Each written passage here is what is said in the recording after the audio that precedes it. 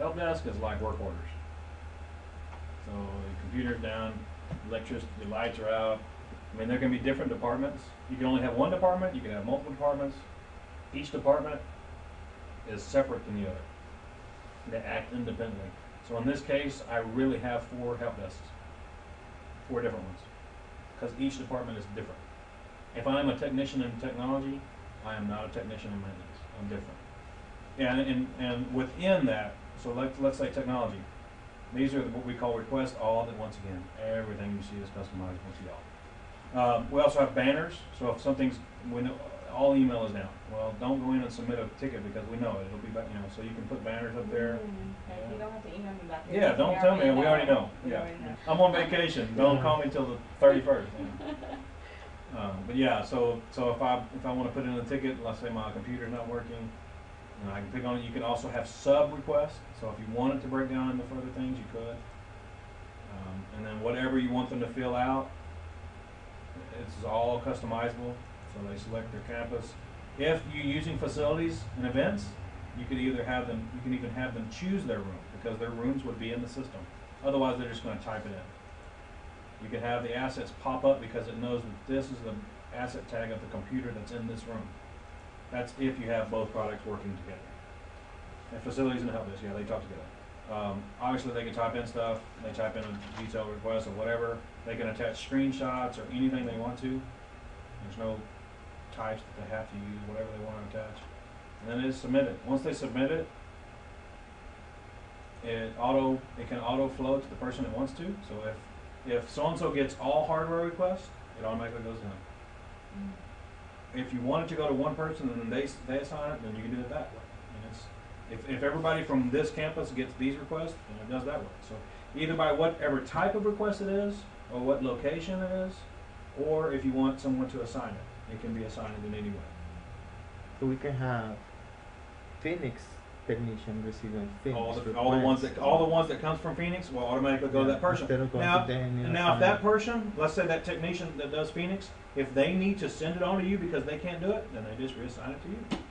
But it automatically goes to them first because they are the technician over that campus. Now, can you have more than one person? Yeah. So that we have It'll a technician it'll and a load. backup. If she's not here, still somebody receive it? 2 different ways. It can load balance. If this person has 3 and this person has 2, the next one will go to them. Or you can make them groups.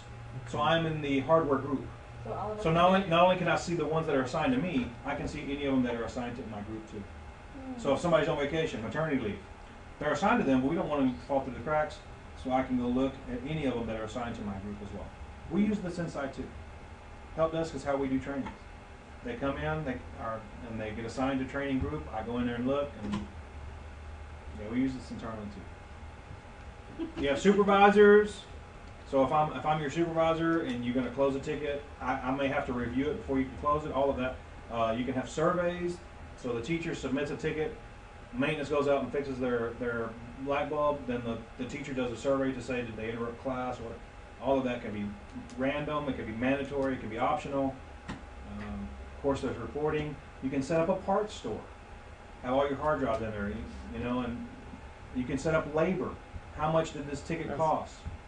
So it took 2 hours of this technician's time, and a hard drive and a motherboard cost this, and so this is what this ticket cost us. So this machine is costing this over the last 2 years. You might as well just buy a new one. Those kinds of things. That's all it helps us.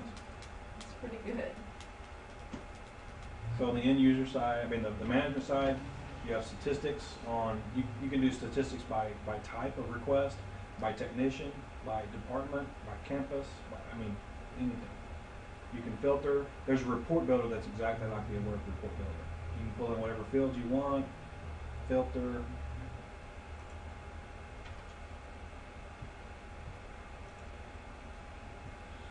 Oh, you can keep up with licenses. I didn't even mention that.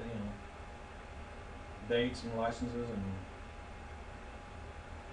you can set up a knowledge base. If they have a printer problem, go in here and did you try these 4 steps? You can have it auto email. If they submit a certain type of request, automatically send them this email. Try this first, and if it just still doesn't work, all that. There's lots of things. Reports. the ticket export. So you see, look, it looks just like a where. You just drag and drop. You can filter. I mean, same thing, same builder. So all these custom properties, they're whatever y'all put in. It can be whatever. Y'all can build any field you want. You can just put it in there. And there's that cost information, labor hours, parts cost, total cost.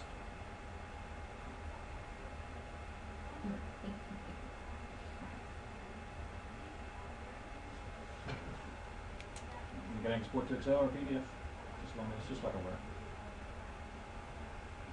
Every field that you include in part of the request can be imported for any time frame. By week, by year, by month, whatever. You can have an average resolution time show up. Yeah, as soon as they go to put in the ticket, the average resolution time is this, if you want it to show up. If you only want it to show up for administrators, then it won't show up for them. If a director or a superintendent submits a ticket, you can automatically, because it's coming from an important person, you can call it an emergency ticket, which will automatically email every technician saying that this person has submitted a ticket, they need to get on it. So like on technology, it's escalation right here. Escalation. If a user, so let's just say the superintendent, You we add that user right there, automatically escalate the request that comes from these people to emergency, and then we tell it what emergency tickets do. The emergency request will email the technician that gets assigned it. It will email all technicians in the department, and it will send daily reminders until it's fixed, if you want it to, until it's closed. You can proxy a request as them. Okay. So it's actually just like they're So I putting it can in. do- You just put in their name. And so all the correspondence will go to them, because even though you put it in as them. We call that proxying a request. Cool. So if a technician puts a note on the ticket, on the request that says waiting on parts, and they save it, it'll email the person that says waiting on parts. Not you, because you don't need to know. They need to know. It's their ticket. That's what proxying request is. Cool. Yeah, so you can proxy request as any person. That's just a right in the rights tab to give them. The roles and rights, you say who can proxy. A lot of times, especially transportation or something like that, if you're going to use it, they don't even have computers a lot of Yeah. times. And so you just have the secretary proxy the request as the people, and then they print out all the tickets and hand them out. You know, so And they receive the, Yeah, the they receive the notifications correspondence, on yeah. the inbox. right, whoever you want to. Yeah. So, yeah. Cool. Recurring request. That's like if you have to do, like if you want to remind yourself to do backups once a week or something like that. That's what a recurring request is. Something that you want it to be a request for you. It's something you need to address on a regular basis. And do that too. It's easy to. Helpdesk is easy to do. I mean, with your expertise, I mean, y'all could use Helpdesk next week. It's easy. It's easy to do. I mean, your users already have a login, so just turn it on and done. All you got to do: create departments, get your request types in there, and then create technicians. And you're done.